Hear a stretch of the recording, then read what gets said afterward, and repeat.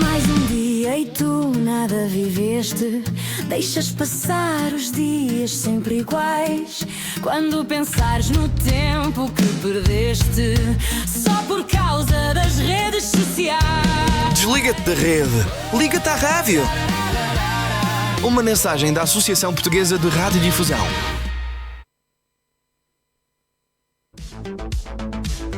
Muito boa tarde, bem-vindo à Revista da Semana, edição do dia 31 de outubro. O meu nome é Luís Matias, comigo estão José Faustino e Silvério Cunha, para analisar os temas que marcaram a atualidade dos últimos dias, as notícias que mais se destacaram. Bem-vindos. Começamos com mais uma notícia relacionada com a saúde. É um problema que não deixa de estar na ordem do dia. Começo com o José Faustino. Uma grávida morreu horas após ter sido encaminhada do Hospital Amadora Sintra para casa com um episódio de hipertensão. O IGA já abriu um inquérito, mas há condições para a Ministra continuar no cargo. José Faustino, o PS já pediu admissão ainda antes deste caso, mas hoje voltou a reiterá-lo. Boa tarde. Pois o caso é esse, é que andamos nisto. Demite-se a ministra, não se demite a ministra, mete-se o ministro, põe-se o ministro. O problema não é com ministros, o problema não é de ministros. Bom, se a ministra saísse para vir o doutor, como é que ele se chama, aquele que está na Caixa de Depósito? Se o doutor Paulo Macedo assumisse o Ministério da Saúde, valia a pena mudar a ministra. Mas como não muda, continuamos na mesma. Quer dizer, o problema da saúde, penso eu, que é... E já aqui falei nisso, já aqui defendi isso. Já chamei a atenção para isso. Para mim, é um caso, é uma calamidade pública que anda, portanto, é uma desgraça a nível nacional, que se está a verificar com as grávidas, com as crianças, com toda a gente, com as urgências, tudo isso. Penso que o problema não está na ministra, ou não está só na ministra, portanto, não está só no governo, não está só nos médicos, não está só nos enfermeiros, não está só no pessoal, não está só nos doentes, está em todos. Portanto, tem que se organizar. Os partidos e quem nos governa têm que mudar de paradigma e têm que arranjar um modelo que sirva, neste caso, toda a população, toda a gente, especialmente as pessoas que estão doentes, e que se resolva dentro das possibilidades que têm. Tanto faz de equipamentos, de instalações e recursos humanos. É assim que isto se faz, que se planifica qualquer coisa.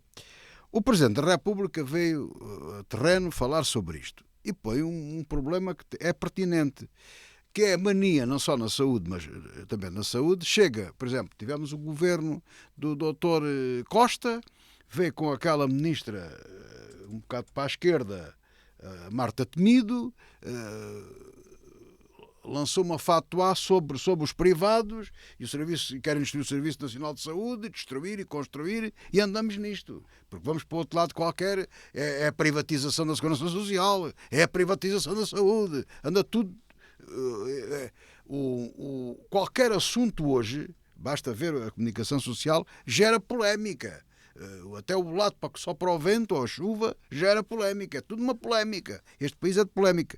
Mas não é com polémicas que resolve o problema. Tem que resolver o problema definindo objetivos e organizando as coisas. E para mim, aqui os objetivos não são muito difíceis de definir. É preciso, neste momento em que estamos de calamidade, repor o Serviço Nacional de Saúde naquilo em que estava. Não é uma coisa nova, não. É voltar àquilo em que estava. E que eu digo, as senhoras que estão grávidas, as nossas concidadãs que estão grávidas e que nos vão trazer novos portugueses, que tanta falta fazem, portugueses e portuguesas, como agora se diz, se bem que os portugueses abrangem tudo, mas tudo bem, que nos vão trazer essas coisas todas, têm que ter resposta dos serviços de urgência, têm que ter encaminhamento na situação pré-natal e pós-natal. E durante o parto, com certeza que sim. Bom, se não podemos ter 10 urgências, temos que planificar tendo 5. Mas elas têm que funcionar, tem que haver maneira de resolver o problema, procedimentos, etc. Do mesmo modo, qualquer um de nós, criança, adulto, mais novo ou mais velho, tem um problema, ele tem que ter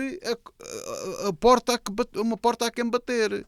Portanto, não se pode chegar ao cúmulo, ao caricato, à vergonha, diria eu, de se telefonar para marcar uma urgência. Se telefona para marcar uma urgência, não é urgência. Quem é que vai? Eu agora tive aqui um acidente, olha, estou quase a morrer. Posso ir aí para o banco de urgência? Isto é completamente ridículo. Aliás, eu não sei como é que os humoristas não agarraram ainda nisto, não é? O indivíduo leva uma facada, para lá aí, só pode dar mais outra facada, eu agora vou telefonar. Olha, está-me aqui um tipo a esfaquear, pode-me continuar a esfaquear, o senhor vai-me atender? Há ambulância, há serviço de urgência. Isto é completamente ridículo. Vêm com as falsas urgências, por exemplo, se calhar na gravidez também esta senhora foi para trás, depois afinal havia um problema de hipertensão, que ela saber dos problemas que havia. Esta senhora tinha que ficar, se havia esse problema, se isso estava mais ou menos despistado, como agora dizem, ou referenciado, pois mais um motivo para se acompanhar, para a pessoa ficar internada ou em serviço de observação, qualquer coisa, não sei, não sou médico. Agora, este sistema não pode ser, quer dizer, não podemos ficar na dúvida. Esta senhora morre, conseguem salvar a criança, mas não se sabe, tem estado ainda grave, penso que não está livre enfim, não ser pessoa. A outra criança nasce na sala de espera, o outro nasce na autoestrada, o outro nasce na ambulância. Quer dizer, isto não é nada, isto é uma calamidade que nos caiu em cima. Isto é uma calamidade que nos caiu em cima. O Presidente da República disse, muito bem, isto não pode andar sempre a mudar, mas também não dá, falaremos mais à frente sobre presidenciais e sobre presidentes, mas isto não pode andar, quer dizer, não é ele que tem que marcar o ritmo, nem ele que tem que governar, mas e fez bem a chamar a atenção para isso. Agora, isto é uma calamidade, e é só para me calar agora, vou dizer o seguinte, eu já aqui disse e vou repetir, eu não consigo perceber, tenho dado voltas à minha cabeça, eu não consigo perceber como é que alguém se consegue manter no governo, isto não é cá pedir a admissão da ministra, não é na saúde, é secretário de Estado das Obras Públicas, não sei se isso ainda existe, não existe. Eu não conseguia estar. Eu se estivesse num governo com esta situação que estamos a verificar, eu demitia-me imediatamente. Ou isto se resolvia, ou isso saía. Eu não sei como é que as pessoas aguentam uma coisa desta. Eu sou um simples cidadão, felizmente tenho tido saúde, não tenho necessitado, felizmente, ultimamente, de urgências, nem ninguém da minha família. E ando envergonhado com o que está a passar. Vamos ouvir Silvério Cunha. Boa tarde, bem-vindo. É um assunto recorrente, mas este mais um caso que acontece nesta semana, depois do PS já ter pedido a demissão da Ministra da Saúde por outros casos. Nomeadamente uma notícia sobre que o CEO do SNS pedia um corte na despesa, mesmo que isso abrandasse consultas e cirurgias. Ora, muito boa tarde. Pois a questão da saúde é uma questão central e ontem o Presidente da República falou, nomeadamente, até na possibilidade, e falou nisso, e falou nas dificuldades disso, na possibilidade da necessidade de um pacto de regime, por exemplo, sobre a saúde. Eu creio que aquilo que nós gastamos na saúde é tanto e de tal maneira que implica efetivamente uma reflexão profunda e implica obviamente uma reforma profunda. Até porque há coisas que nós até não estamos aqui a ponderar bem. Eu tenho a sensação, contra a franqueza, de que depois da pandemia houve qualquer coisa que aconteceu no país. Aliás, eu acho que um dia, permitam-me só aqui um parênteses muito breve, quer dizer assim, um dia var-se-á um projeto de investigação em ciências sociais para saber o que aconteceu em Portugal desde a crise financeira, que eu penso que começou aí em 2008, a seguir à pandemia, se isso não mudou a mentalidade da população portuguesa, em que sentido? Tem que ser um projeto muito interdisciplinar, com psicólogos, sociólogos, etc. Porquê? Porque eu acho que alguma coisa mudou. Inclusivamente a própria autocompreensão, que é uma coisa que é importante, dos próprios profissionais de saúde. É bom lembrar que nós tivemos aí, por exemplo, no momento em que houve um período de contestação. Lembro-nos daquelas manifestações dos enfermeiros com o crowdfunding, para fora, dos professores, aquela loucura toda e agora de repente há uma mansidão absoluta. Isto não é normal. Numa sociedade normal, democrática normal, não há razões nem para haver tantas tensões, nem para haver ausência de tensões. Uma sociedade normal tem sempre polos de tensão, que são regulados pelo próprio sistema. Ora, acontece que no nosso país acontecem coisas que têm acontecido desde essa altura, coisas esquisitas. Às vezes põe a pensar, só com o tempo é que veremos a saber quais são. Agora, a saúde. O Pacto de Regime, o próprio Presidente ontem insinuou que o Pacto de Regime não é possível devido à polarização ideológica. Eu pergunto, o Pacto de Regime sobre a saúde não é possível devido à polarização ideológica? Nós temos, afinal, coisa ele próprio reconheceu, temos um setor privado que tem necessidade de ter lucros, logo não pode tocar em tudo. Temos um setor social, digamos assim, que no fundo está encostado ao Estado. Foi o que ele disse até. E por isso não é capaz sozinho de resolver o problema. E temos o Estado. Ora, o que acontece? É claro que é óbvio que se pode fazer um pacto de regime sobre a saúde. E o problema que se coloca e quando agora, eu dando um salto sendário e volto já à Ministra, e quando, portanto, se diz que o próprio Primeiro-Ministro veio dizer que, no fundo, não mandou cortar a despesa, mandou racionalizar a despesa, é evidente, a gente sabe que é preciso racionalizar a despesa. Agora, o problema que se põe é, como é que no terreno isso se faz? É cortando as máscaras e dizendo que em vez de 3 só se pode usar uma? É nos pensos? É nas injeções? É adiando as intervenções cirúrgicas que estão já atrasadíssimas e as oncológicas que estão acima do que é aceitável num país da União Europeia? Isto, com franqueza, quer dizer, é um problema que exige, e mais, há outra questão que se coloca. Eu falei há bocado na sociedade que mudou também a sua autocompreensão das coisas. Levando um problema interessante, que é o problema do profissional das pessoas que trabalham na saúde. Médicos, enfermeiros, paramédicos, etc, etc. Quem são? Como é que eles hoje encaram o problema? Porque é que será que há uma coisa interessante que a mim houve uma vez alguém que disse isto numa televisão de debate sobre a saúde, quando havia aquele fogacho todo sobre a saúde, disse uma coisa muito interessante, disse assim, é que antigamente, os médicos de antigamente, os médicos que hoje terão a nossa idade, a minha e a do José Faustino, não se importavam de fazer 400 horas extraordinárias. Iam lá quando era preciso? Iam lá quando era preciso, exatamente. E acontece que agora um médico não quer ir. Porquê? Porque quer fazer outras coisas. Porque quer ter outro estilo de vida. É uma questão muito interessante, porque é uma questão sociológica, sociocultural, que levanta o problema de toda a sociedade. O que levanta um problema interessante, que é qual é a vocação das pessoas para certas profissões. Porque antigamente havia a ideia de que havia profissões que exigiam vocação. E a vocação implicava também sacrifício. Não estou a pôr isso em causa, só que hoje acho que grande parte das pessoas acha que não. As pessoas percebiam isso, hoje não percebem. Hoje não percebem isso porque falam em dinheiro. Ora bom, esta é uma questão. Agora, falando da questão da Ministra, eu acho o seguinte: o José Faustino tem razão num ponto que é este. A Ministra só é responsável politicamente, portanto a responsabilidade dela é subjetiva. Tudo isto que acontece, é claro que a Ministra não quer que aconteça. Era o que faltava. E eu estou convencidíssimo que ela lamenta imenso no íntimo isto. Agora, ela é responsável política. Ou seja, ela tem que assumir, ela não pode ter uma coisa que já se verificou que está a acontecer, que é, primeiro, quando falava, não respondia às pessoas. Está com a Ministra da Administração Interna, que em plena conferência de imprensa disse, agora vamos embora. Não é? E mandou calar pessoas, até os jornalistas. Segundo, não queria falar. Quando falava de outras coisas. E depois começou a não falar, a não se expor. Deve ser ordens do Primeiro-Ministro.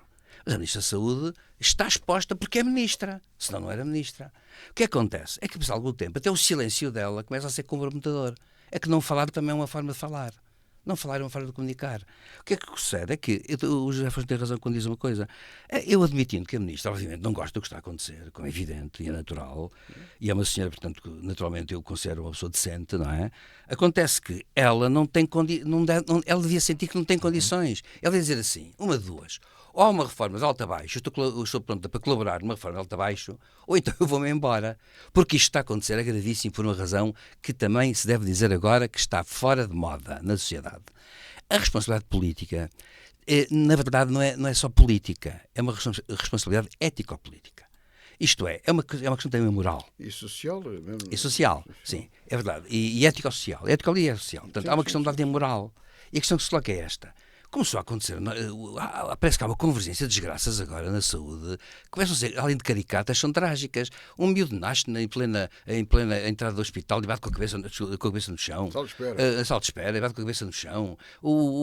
Há dias houve um bebé que nasceu que tinha estava enrolado no cordão umbilical 4 vezes, e foi uma polícia, uma mulher, uma agente de segurança da GNR ou da PSP, já não sei, que foi tratar do assunto. Foi chamada de emergência. Foi chamada de emergência, exatamente, e que tratou do assunto, foi ela que salvou a criança. E, aliás, a criança recebeu o nome dela. Porque eu achei curioso. Foi. Os pais puseram o nome da gente, porque ela é que salvou a criança. Ora, isto são coisas a mais. E o que está a acontecer é que um destes dias estão à espera de quê? Já morreram pessoas, já estiveram em risco muitas pessoas, e um destes dias vai haver uma grande desgraça. E depois, se a vida humana não tem preço, um outro já é demais. Acontece que o grande problema que se põe vai ser preciso que isto aconteça quantas vezes? Para que o governo, e aí Montenegro, o governo não tem estado bem. Montenegro devia dizer, isto está muito mal, temos que repensar. Olha, eu até vou dizer uma coisa, devia pelo menos nomear uma comissão de estudiosos a sério, de gestores da saúde, economistas da saúde, de ciência da administração da saúde, Há em todos os partidos, certamente, pessoas assim, desse uma comissão interministerial e uma comissão de especialistas para dizer assim, isto provavelmente tem que levar a algumas coisas importantes, tem que haver, até para haver economias da saúde, tem que haver aqui uma reforma qualquer. Ele devia anunciar isso ao país. Pelo contrário, ele anda calado e diz, não há nada, não se passa nada. Passa. Todos os dias vemos isto. E reparem uma coisa curiosa. Ontem o governo, ontem o Primeiro-Ministro falou outra vez nas questões dos gastos e não sei o quê. No dia seguinte, morre uma grávida e a criança está em risco de vida. Ora, isto, se não tem também tem algum lado moral, ou as pessoas não querem saber. Estamos num momento em que já ninguém quer saber, a não ser que seja o nosso primo, a nossa prima, a nossa mãe, a nossa irmã, ou a nossa mulher, quer dizer, é assim que as coisas vão ser pensadas. Não pode ser. Da saúde passamos para as eleições presidenciais. Há uma nova sondagem que coloca Marcos Mendes como o preferido para a votação. Em segundo lugar, André Ventura e no terceiro lugar, o Almirante Gouveia e Melo. Entretanto, as presidenciais foram marcadas para o dia 18 de janeiro de 2026, José Faustino. Vamos lá ver. Eu vou pegar este tema com o anterior. Dos candidatos a presidentes da República, como estamos perante uma calamidade na saúde, quem é que as pessoas chamariam? Uma pergunta simples, pergunto eu. Eu só vejo 3 pessoas. Eu, como cidadão, só numa aflição, mas eu digo que não será só o Almirante o único. Eu tinha 3. Já avançou com o Almirante, sem querer, né? Não, sim, são 3 santinhos que eu tinha. Ou melhor, 2 santinhos e uma santinha. Já agora, o santinho é o Almirante, que já disse, o outro já tinha dito, o doutor António Macedo. Eu acho que Paulo Macedo devia ir uma peregrinação, falar com o senhor. Paga peso de ouro, não está em questão sequer o que é. O dobro daquilo que ele está a vencer. Venha-nos salvar desta calamidade. Ou a doutora Leonor Beleza. É os 3 santinhos que é visto para isso. 2 santinhos e uma santinha. Que é muito difícil, pois eles não querem. Talvez nos reste o doutor Marcos Mendes. Alguém acredita nisto? Ou o outro, o António José Seguro. Alguém acredita? Não falo no Ventura porque o circo só trabalha à noite. Portanto, não há... as pessoas não acreditam nisto. Isto é análise política pura e dura. Esta sondagem, que é a primeira que dá uma queda ao Almirante, porque nenhuma lhe dê quedas. Os outros é que estavam a subir. Ele tinha sempre o mesmo 25%, 26%. Agora baixou nesta que havia assim por alto. Confesso que estou aqui um bocado desprevenido, não vi nem fichas técnicas, nem coisa nenhuma. E seguro em 4, portanto. E o seguro em 4. Pois, e o segundo, o André Ventura. A conversa também é sempre a mesma, as sondagens valem o que valem, mas é um barómetro ao dia de hoje que dá para nós pensarmos. E o que eu digo, a análise, a conclusão que faço é esta. Havia aqui uma hipótese, porque Portugal tem tido a sorte, não sei, de na hora H, à última hora, como nós costumamos dizer, aparece sempre uma salvação. Não vou... desde o tempo da Reconquista Cristã, mas pronto, é acontecido assim, não vale agora a pena, já toda a gente sabe a história. Desde antes da Reconquista Cristã. do viriato, daquela gente lá para... e por aí adiante. Mas, portanto, não... É assim. E eu esperava que vinha alguém, não era para salvar, como se quis fazer, nada disso. Aparece um candidato com um perfil capaz de ser um ponto de referência na sociedade que marcasse, digamos, princípios como, por exemplo, este. Olha, temos aqui uma calamidade na saúde. Não é que o atual presidente não o tivesse feito, mas também é por isso mesmo que ele é presidente. Mas alguém que fosse mais incisivo, mais atuante dentro das competências do Presidente da República. E eu parecia-me a mim, salvo melhor opinião, que o Almirante desempenhava esse papel. Azar dos távoras. Nada disso. Porque o regime não é só os partidos políticos e os políticos. Portanto, não são só os avançados.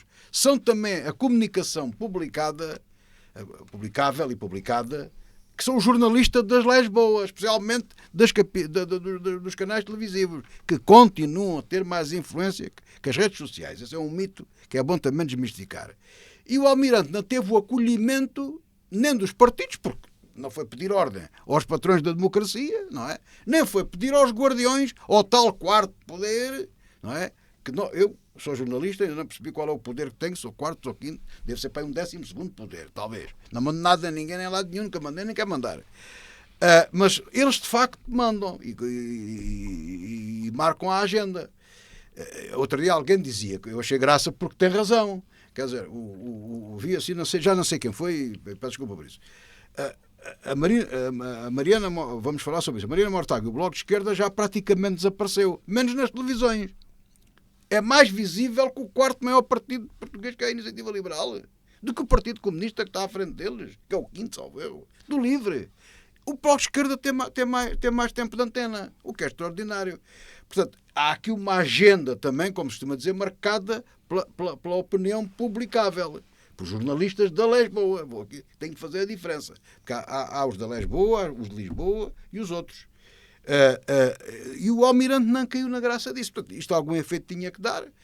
Depois, as coisas são como são, estão como estão. Dizíamos aqui com o microfone fechado que o Almirante, não sei se dizíamos isto, mas ia dar este sentido, que o Almirante devia ir mais para a cabeça dele do que os técnicos de comunicação, mas os técnicos de comunicação também têm que funcionar, olham para as sondagens e o senhor não diga isto, o senhor não diga aquilo, porque parece que foi um problema de lesa majestade quando ele disse que houve um motim na Madeira, que houve uma traição à pátria. É como se chama, eu disse isso aqui. Eu não estou dizendo que quer fuzilar ninguém, mas vamos tratar as coisas por nomes. Mas isso quer dizer também que estas eleições ainda têm muita tinta para correr até janeiro? Eu espero que sim, e que se ganhe algum juízo em termos eleitorais. Portanto, costuma-se dizer que o povo é muito sábio, eu não sei se esse não é o que é, e que verifiquem de facto, porque é incompreensível esta situação. O resultado desta não é só em relação ao Almirante. Eu estava a falar em relação ao Almirante, mas não quero avançar. O panorama da sondagem, o professor fez bem chamar a atenção, o António José Seguro está em quarto, o André Ventura em segundo e em primeiro o Marcos Mendes. Não faz grande sentido. Portanto, vamos ver, de facto. Vamos a uma análise a estes números, mas também outros acontecimentos que têm marcado já esta pré-campanha para as presidenciais. Pois, eu penso o seguinte, eu penso que, já aqui disse na semana passada uma coisa, vamos cá ver, o Marcos Mendes foi um dirigente partidário importante, está muito colado ao PSD, portanto podemos dizer que é um agente partidário. Ventura é um líder partidário. Seguro foi secretário-geral do PS. Bom, é um sintoma claro de, a meu ver, crise política quando há fragmentação e os líderes partidários aparecem na rua por uma razão, porque, por definição, sabemos disso, que, a não ser num sistema bipartidário, onde os líderes políticos, como se lá, Mário Soares, Alfredo João Amaral, Mário Soares e Cavaco Silva, por exemplo, não é? Lideram blocos, mas na verdade sabem que têm que descolar da sua origem para ser presidente de toda a gente. Aqui, com esta fragmentação, cada líder sabe perfeitamente que está a falar para o seu eleitorado primeiro e está a querer olhar para as legislativas. Toda a gente está a pensar nas legislativas. Ventura, claro, Ventura, eu devo dizer uma coisa e trago aqui apenas uma figura que eu acho muito engraçada, porque via hoje uma rede social, que é esta. Ventura apareceu, também está ligada à questão dos cartazes. Ventura já começou. Ventura fez uma leitura política das autárquicas e quer ter o resultado das legislativas e então quer recuperar o resultado nas presidenciais. Isto é uma coisa curiosa porque ele faz uma fusão muito curiosa entre presidenciais, legislativas e autárquicas, como se fosse tudo a mesma coisa. O que é interessante porque é uma concepção de poder, a concepção do poder total. É um bocado isto. Que também não é novidade, já é conhecida na história. Há muitos casos desses. Claro. E acontece que Ventura está a fazer isso. E por isso ele agora vai estar em efervescência permanente com os cartazes e todas as histórias dos cartazes, também já há contra-cartazes ultracómicos, devo dizer, publicados nas redes. Mas acho curioso uma coisa, é que hoje, quando se fala, está no puxão de um incidente diplomático, a Embaixada do Bangladesh já se meteu, e vou dizer uma coisa ainda a respeito, e depois voltar a falar só do Almirante, que me parece um caso especial. Foi posta cá fora uma fotografia de uma caixa de fósforos de há 70 anos em Portugal que tem um globo, diz Portugal, tem um globo de terra e depois tem 4 imagens, um branco, um preto, um amarelo e digamos assim, indiano. E diz lá assim, muitas raças, um só povo. Isto é do tempo de salazarismo. Para Salazar, um preto, um branco, um indiano, tínhamos Goa, não é? Um indiano. amarelo. Um amarelo, Macau, por exemplo, Vermelho. ou timorense, eram todos portugueses. Um só povo, muitas raças e um só povo. Hoje os antropólogos põem em causa a questão das raças, mas a verdade é essa, que era um só povo. E acho graça porque agora as pessoas que andam para aqui fazer esta história toda que não, estes não são assim, não são assados para aqui e para lá, esquecem-se de um pequeno grande pormenor, que é este. É que, de facto, não é por lei, nem por leis que delimitam fronteiras que os povos definem. Portanto, se um tradicionalista, por exemplo, acha que os nativos da Guiné eram portugueses, hoje deve continuar a pensar a mesma coisa. Não é porque eles se tornaram independentes. Porque o nativo da Guiné que tem vindo para Portugal era português. Portanto, sente-se português cá. E por isso é que, quando se fala muito destas coisas de raças para aqui e para lá, os saudosos até do antigamente devem pensar que para Salazar dizia não, muitas raças, um só povo, um povo português. Que por acaso na altura já tinha, portanto, uma data de gente que era de multicolor. Ora bem, por fim só a questão do Almirante. Eu penso que, quanto à franqueza, há aqui uma questão, eu vou dizer uma coisa francamente e publicamente. Há uma pessoa que, sendo claramente partidário, vincadamente partidário, que é António Filipe, é a pessoa que, curiosamente, me parece, dos líderes partidários, o mais decente, por uma razão. O Coutinho de Figueiredo também tem... O Coutinho de Figueiredo, é verdade, isso também tem líder partidário, não esquecia desse. Mas acontece que não, mas António Filipe é curioso uma coisa, mantém uma postura muito, digamos assim, individual. Pronto, cultiva isso. E isso é um bem. Porquê? Por uma razão. Porque mostra que ele está interessado em dizer eu sou a pessoa tal e o voto em mim é em mim e não no partido. O que é uma coisa espantosa num membro do Partido Comunista, devo dizer, que é um partido que apresentou sempre o seu candidato. Agora o Almirante, só para acabar, para dizer o seguinte. O Almirante disse uma coisa e é verdade. Isto é a impressão que é eleições legislativas 2. Estamos na segunda volta das legislativas, como do Benfica, é? Porque... Afinal, o único até candidato que não é partidário é o Almirante. Gostemos ou não do Almirante. Agora, o que se passa é o seguinte. O Almirante tem uma coisa que o põe atrás de toda a gente. É que ele só se pode envolver na política a partir do momento em que deixou de estar no ativo, passou à reserva. E, portanto, obviamente, só assim é que ele pode agora começar a exprimir. E o discurso político dele está ainda em fase de formação. Eu penso que ele terá os seus conselheiros, naturalmente, tem um mandatário que é uma pessoa que é um político com experiência, o Dr. Rui Rio, mas certamente ele vai ter que assumir um discurso que deve ter algum significado especial e que o vai particularizar relativamente aos outros.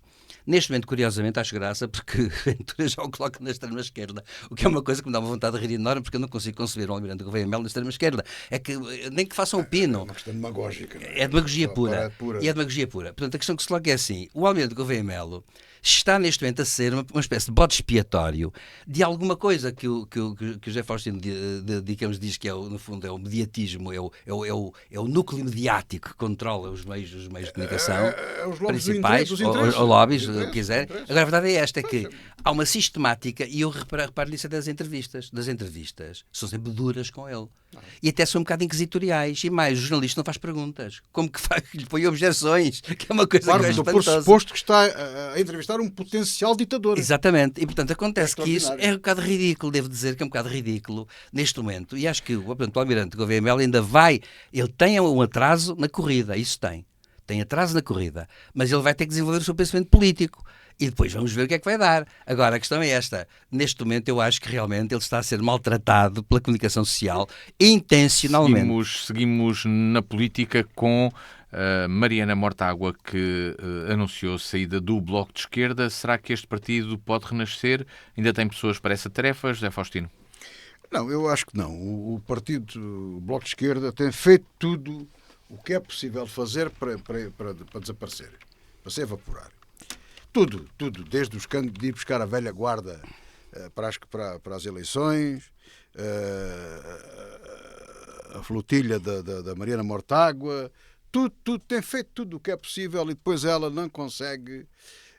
E vejamos, por exemplo, são duas mulheres, penso de idade, não sei se tem muita diferença, mas não é assim muito visível entre a outra, a Catarina Martins. A Catarina Martins e ela. A Catarina Martins foi adquirindo um certo carisma e uma referência, não é? Portanto, a Mariana Mortágua não.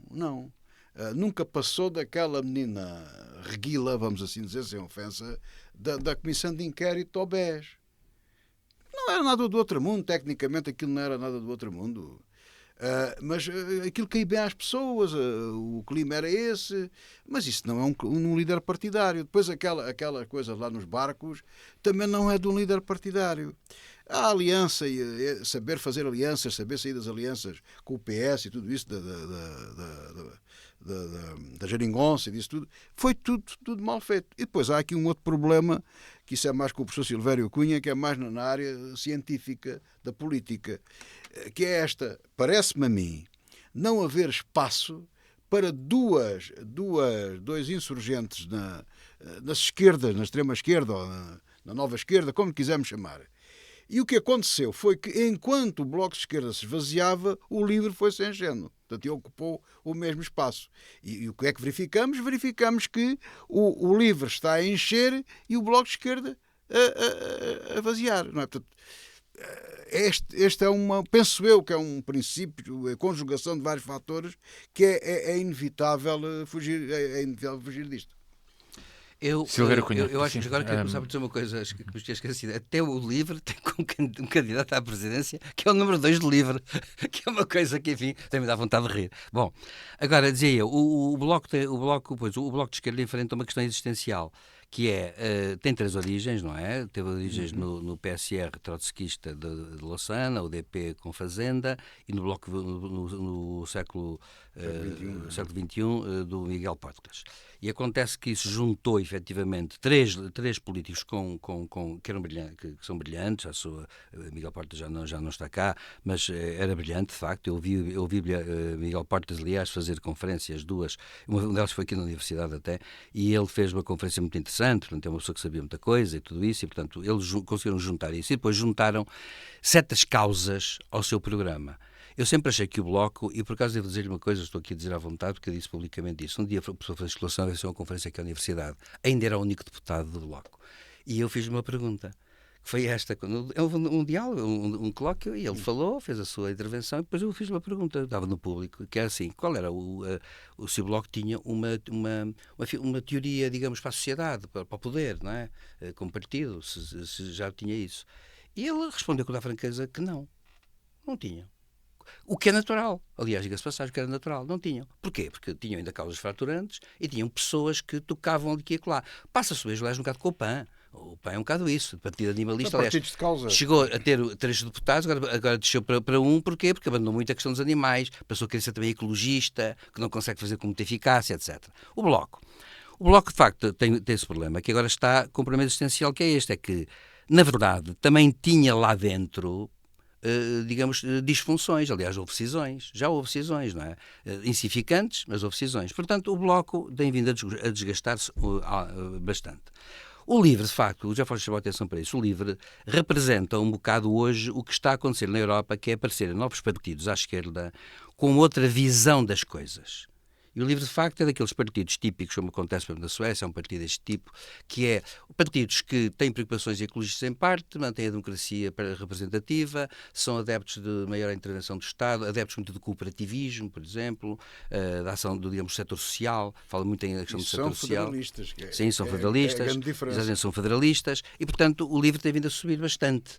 E por isso é evidente que o Partido Comunista tem uma história muito densa, porque sobrevive graças também a essa grande história, a essa grande disciplina que se autoimpõe, mas acontece que, de facto, o Partido Comunista não se pode comparar nem com o Bloco nem com o LIVRE, é outra coisa, é a esquerda tradicional, típica, digamos, do marxismo-leninismo na sua versão, digamos, do marxismo na sua versão leninista, e acontece que o Bloco e o LIVRE não, o Bloco e o LIVRE podiam estar. Olha, eu vou dar um exemplo concreto que aconteceu historicamente.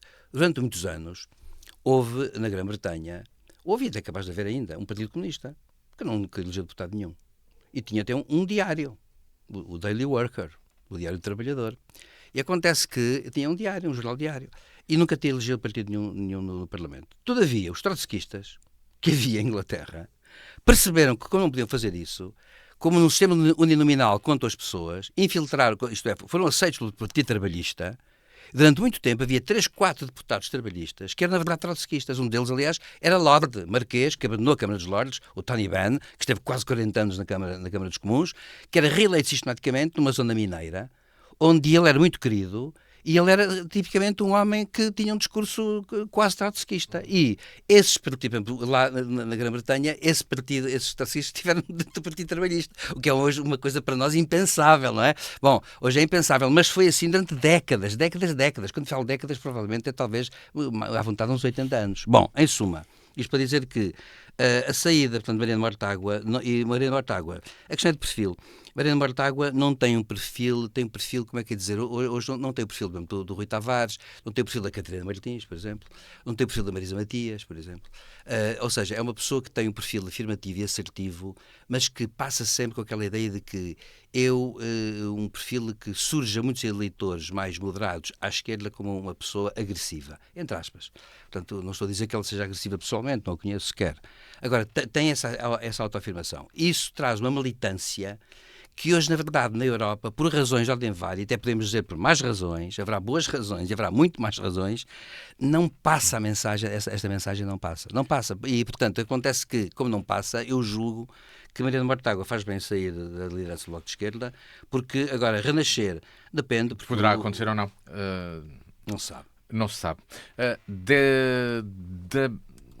Do Bloco de Esquerda, vamos a uma página internacional, esperando ainda tratar de outros assuntos neste programa, mas para já vamos para a visita de Trump pela Ásia, que garantiu acordos comerciais na Associação de Nações do Sudoeste Asiático, um acordo de investimento japonês e uma trégua comercial com a China. José Faustino.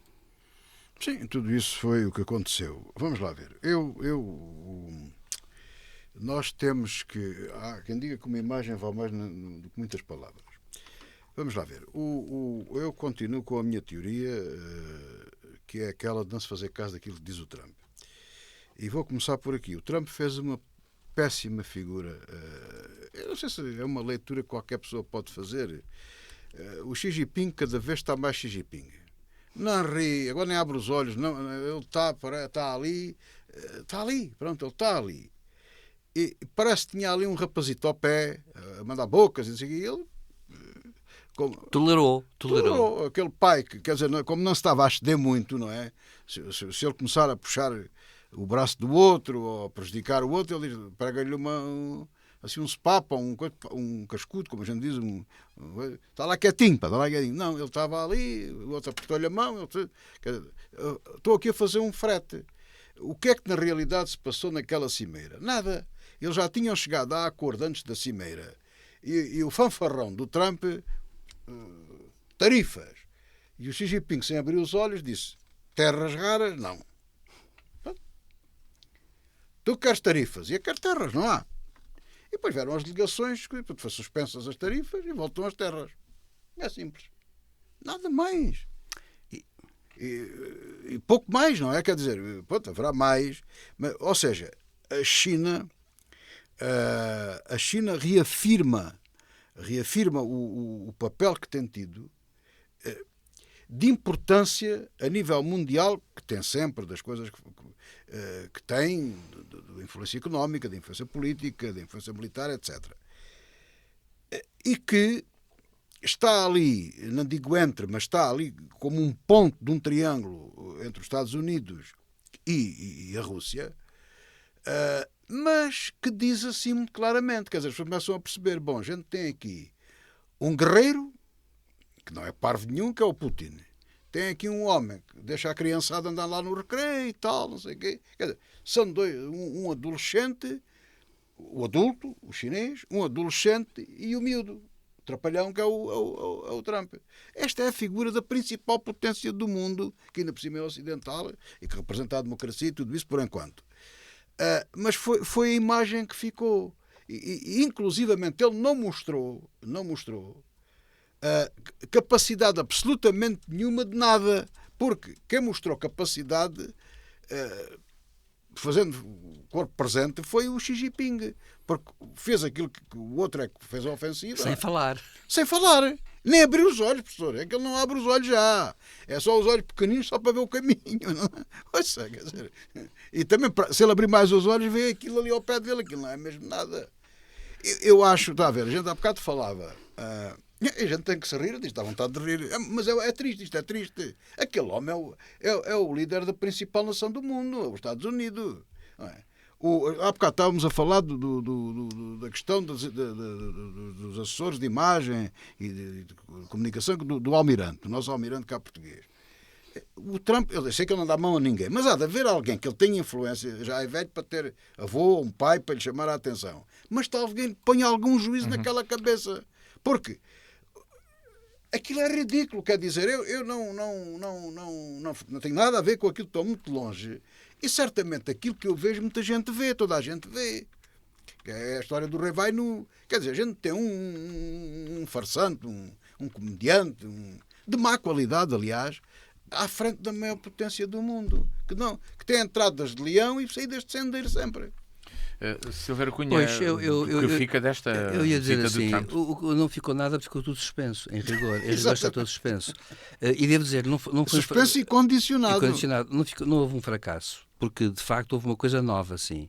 O secretário do Tesouro norte-americano, que dizem que é uma pessoa que dentro daquela sua perspectiva é competente, tratou pôs os diplomatas a tratar da questão e os diplomatas do lado do Xi Jinping também puderam tratar da questão. E então houve alguns entendimentos, mas repare-se uma coisa, em termos internacionais, o que é que Trump conseguiu? Trump acabou por levantar as terras raras. Há um problema de facto. A China tem 92% das terras raras do mundo. Atenção, não quer dizer que fazem-lhes falta neste momento, não podem passar sem ela. Neste momento não quer dizer que as outras 8, os Estados Unidos também têm terras raras. Claro. Portugal, aliás, tem terras raras, como o lítio também, não é? Portanto, 92%, claro que 8% também é muito em todo o mundo. Os Estados Unidos podem, e a Europa e tudo isso. Mas acontece que a China tem aquilo na mão. Claro. E o que é que acontece? É que Trump, de facto, é uma pessoa que, eu acho que não faz uma ideia do que tem ou que não tem, sequer. Eu acho que não se prepara. E veio discutir, e à medida que a discussão evolui, ele certamente está pronto para levantar ou tirar tudo o que for necessário. E repare-se, como agravante, que é um sintoma grave daquilo que não aconteceu, é que tudo foi por um ano renovável e eventualmente renovável. Claro que não se faz relações internacionais a um ano. Quer dizer, um Estado, a maior potência do mundo, em termos políticos e geopolíticos, e a segunda maior potência do mundo, não podem fazer um acordo a um ano. Isso é a mesma coisa que dizer que não é nada, porque antes que agora seja posto em execução o acordo vão passar 2 meses ou 3, depois disso vai-se negociar mais, quer dizer, no fundo não vai haver nada. E Trump, com isso, aliás, até corre um risco, é que não está a cumprir o seu mandato presidencial interno, que, por exemplo, neste momento não é por acaso que nos Estados Unidos a inflação não desce, e está a aumentar, o que não era previsível. Ele prometeu que ia baixar a inflação, por exemplo. O americano médio é muito sensível a isso. Porque Trump, na verdade, não consegue ter uma... Por exemplo, houve um comportamento que eu achei estranho. E devo dizer que, por acaso, achei estranho, achei esquisito. Embora típico dos chineses, mas, quer dizer, achei esquisito. Trump começou a falar no encontro uma semana antes dele acontecer. Falava todos os dias num encontro. Os chineses nunca falavam. Como se fosse uma grande proeza. Sim, sim. E acontece que o governo chinês... Ele disponibilizou-se para falar com o líder lá da Coreia do Norte. E o outro não lhe passou cartucho. Pois não, também não quis saber. E está disponível para voltar lá. Exatamente, é verdade. Isso é verdade. É uma coisa e agora, o que é que acontece? É que o que está a acontecer é que Trump não consegue desligar Xi de Putin. Porque Xi Jinping dizem que, aliás, a China pôs uma marca vermelha a Putin, que é Putin não pode usar armas nucleares na guerra da Ucrânia, dizem que é uma marca vermelha do governo chinês, e Putin, se for verdade, Putin não vai usar mesmo. Agora, a verdade é esta, é que o governo chinês, de facto, esteve uma semana, como eu disse, calado, nem respondia ao que dizia o Trump. E, portanto, no fim, diz assim, sim, podemos encontrar-nos. O que é uma coisa... Não é normal isto, quer dizer, isto não é normal em termos de chefe de Estado, quer dizer, é normal quando uns governos estão a pensar num eventual encontro daqui a um ano, daqui a 6 meses, daqui a 8 meses. Não, é que Trump precipita-se, não é? E conta com tudo logo e diz que vai ser um grande dia, vai ser fantástico. Ele diz muito isto, fantástico. E diz isto no avião, diz isso à ida, diz isso à volta. Na verdade não aconteceu nada. E depois com coisas até mais ridículas. Foi dizer muito bem do Lula, por exemplo, o seu grande inimigo, foi-lhe apertar a mão, diz que ele era um grande homem. Ele disse que era um grande homem. Foi. Disse maravilhas dele, o que eu acho que é curioso por uma razão, porque independentemente de gostarmos ou não de Lula, a verdade é esta, é que ele já também chamou Lula tudo e mais alguma coisa. Portanto, começa a desgastar-se, é como a inflação. Num dado momento é assim, quando tudo é importante, nada é importante, quando nada é importante, tudo é importante. E, portanto, acontece que isto em relações internacionais e em política internacional, num líder político de uma potência, não é possível, nem é sustentável a prazo. E os chineses, claro que estão a gozar com o pagode, se me permitem aqui a brincadeira. Só para terminar com uma coisa que eu acho que é importante, sim. Há uma questão que continua de pé. E Trump continua a fugir nas perguntas que lhe fazem a isso, que é a questão de Taiwan. É que, enquanto Biden dizia antes que se a China se atrevesse a atacar Taiwan, os Estados Unidos interviriam, acontece que Trump, chegou a dizer no avião, sabem o quê? Bem, não se pode falar muito do assunto, porque nós também, se houvesse qualquer coisa, não chegamos lá a tempo. Ora bem, isto é muito grave, porque já é mentira. Hoje em dia chega-se a tempo a qualquer parte do globo. Estão lá tropas na zona. Além, não é só isso, e os satélites e tudo isso. Portanto, hoje em dia isso é possível. Segundo, dizer isto também é grave para a Europa, porque pensando bem, eles não chegam cá a tempo para nada, sendo para essa teoria, porque também são uns milhares de quilómetros. Portanto, isto é acentuar a insegurança e é uma desculpa, com toda a franqueza agora para terminar, é uma desculpa que não cabe na cabeça de ninguém. Nenhum líder político vai dizer assim, na verdade nós até queremos que não aconteça, mas se acontecer também o que é que podemos fazer? Não chegamos a tempo. Não chegamos a tempo, mas isto é a forma de falar. De Trump, Trump na Ásia, vamos ao Brasil. Foi um massacre ou uma ação legítima o que aconteceu nas favelas a norte do Rio de Janeiro, que provocaram mais de 120 mortos, José Faustino? Isso nunca se consegue dizer. Isto é a mesma coisa. As pessoas têm que começar a perceber estas coisas, porque eu não quero ser mais perto de ninguém, mas as pessoas têm que perceber isto. Mal comparado é com a faixa de Gaza. Vamos lá ver. A tropa, houve excessos ou não houve? Se calhar houve, não digo que não. Eram bandidos ou não eram aqueles que foram mortos, que foram perseguidos? Não sei. O que sei é o seguinte... Naquelas favelas, eu fui uma única vez ao Brasil e não estive lá nas favelas. Andei lá por umas zonas assim um bocado esquisitas, não me aconteceu também nada, toda a gente me tratou bem, não tenho nada para dizer, mas não aprendi nada. Aprendi pouco. Mas aquilo que sei do que é normal nestas circunstâncias, naquelas favelas, é que se o indivíduo não é dos gangues, o irmão ou o pai... ou a mãe, o marido, ou o tio, ou o avô, um deles é, ou alguém é, quer dizer, ninguém está livre. É como na faixa de Gaza. Todos são ou do Hamas ou são parentes de alguém que é do Hamas. Não haja dúvida nenhuma disto. Não é assim que isto funciona. Nestas coisas fechadas, muito, com uma forte componente de organização, ou uma questão ideológica, ali não é ideológica, é económica, é de subsistência até, e todas aquelas que o crime organizado, tudo aquilo. O que sei, o que julgo saber, é que não é fácil entrar naquelas favelas sem autorização dos gangues. Alguém que haja qualquer suspeita não entra. E a polícia entra com dificuldade. Entram pessoas com dificuldade. Há cidadãos privilegiados brasileiros que podem entrar, que são advogados, assistentes sociais, de quem eles precisam que não... As pessoas também têm o seu poder, têm as suas coisas. E de maneira que isso é uma coisa muito difícil de analisar. Agora há uma coisa que se pode analisar, que é esta. O Brasil não passa da cepa torta. Quer dizer, com este tipo de situações não passa da cepa torta, porque isto não resolve absolutamente nada. Pode atenuar qualquer coisa, pode devolver ali alguma liberdade àquela gente, não sei. Agora, e tirar ali um certo grau de impunidade aos gangues, não é? que atuam. Mas o Brasil, com a potência que é, a capacidade que tem, tudo aquilo, já devia estar noutra fase. Infelizmente não consegue desengasgar disto. Portanto, isto são coisas recorrentes, não é? Isto não é a primeira vez que acontece.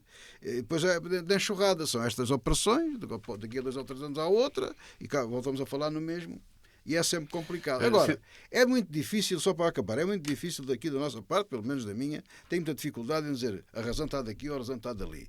A razão não está de lado nenhum e está do lado de todos. Não é? Há de haver alguns inocentes que foram mortos e não há motivo para intervir. Claro que há. Portanto, aquilo é sempre um problema complicado. Silvério Cunha. É isto. É o mundo hoje. Pois, eu só vou dizer o seguinte, eu ignoro. Há uma coisa que eu ouvi dizer, não é? Que esta foi uma operação contra aquele célebre comando, Comando Vermelho. Comando Vermelho, e que foi criado há 50 anos. E que é um gangue, aliás, que tem muitos meios, inclusivamente, dizem que até eletrónicos, até chega a ter aviões e tudo isso em certas zonas do Brasil, que o Brasil é um continente, é bom lembrar. É bom lembrar que o Brasil tem 8,5 milhões de quilómetros quadrados e a União Europeia toda junta tem pouco mais de 3. Portanto, é bom lembrar que o Brasil é quase 3 vezes maior que a União Europeia. O Brasil é um subcontinente. Ora bem, acontece que o que lá há são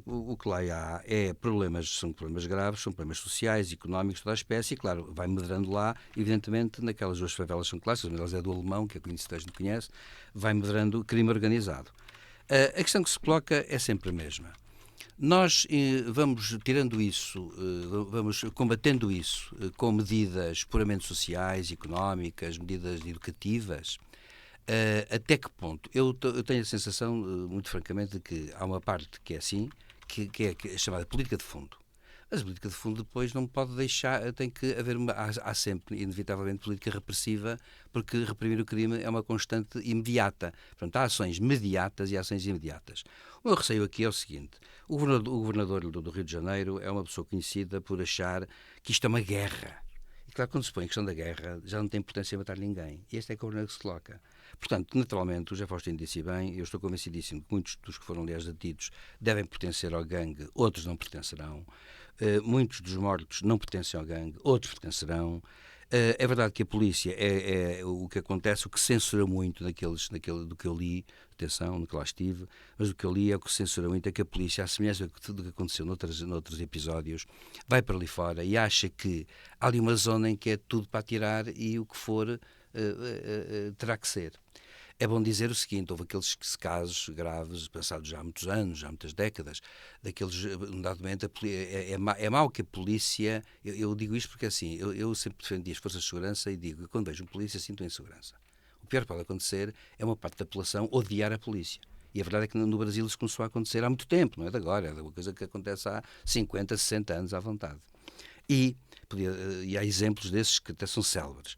E acontece que, de facto, houve casos em que, por exemplo, a gente sabe que a polícia desenvolveu, num dado momento, entrou em roda livre e um belo dia, por exemplo, matou crianças de 10 anos, 12 anos, 8 anos, que dormiam até nas escadarias da Candelária, de uma catedral no Rio de Janeiro, que era um sítio onde estavam a dormir, que eram sem abrigo, e claro, o clima é tropical, não havia frio, e estavam ali a dormir crianças, e a polícia chegou lá e matou toda a gente. Foi um massacrezinho. Foram 12 crianças mortas, por exemplo. E a questão pergunta: se as crianças mereciam morrer, que história é essa?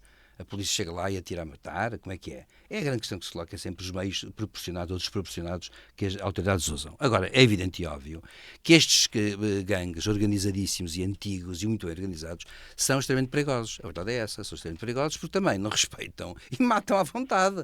A verdade é que também há depois uma resposta de força de tudo isso. Nós não podemos ter a ideia de que... Mas têm crianças a atuar com ele. Acredito que sim, mas até aí a polícia... Com 10 anos, 9 sim, anos, mas não. deve-se ter aí um bocado de cuidado nesse Sim, sentido, claro, não, é evidente. Mas não é tem verdade, legitimidade para fuzilar as pessoas, mas é verdade, claro mas é que verdade, não. mas é verdade. Portanto, o que acontece? Mas tem, É quando se claro. entra, digamos assim, claro que eu entendo esta operação como sendo uma operação que é terrível, porque foi uma tragédia, que aliás fala-se em 132 mortos já, mas a verdade é esta, que quando se entra assim, claro que entra-se porque a polícia vai disposta já a tudo que olhe também para a população que lá está do outro lado como sendo inimigos, porque provavelmente até haverá ataques também, contra-ataques. Aliás, morreu um polícia, penso eu. 4 polícias, morreram 4 polícias também, portanto acontece que evidentemente isto quando se entra... No Brasil a notícia é de que a operação foi vazada, como se costuma dizer, portanto também...